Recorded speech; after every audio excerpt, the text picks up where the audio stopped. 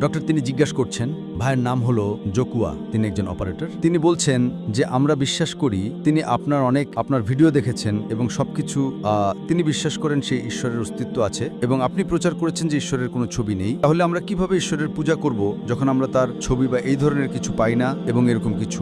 এটা কি প্রশ্ন? হ্যাঁ ডক্টর।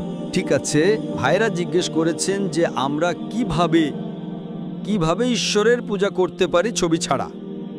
প্রথম নম্বর, যদি তুমি ঈশ্বরের একটা ছবি বানাও, তুমি তাকে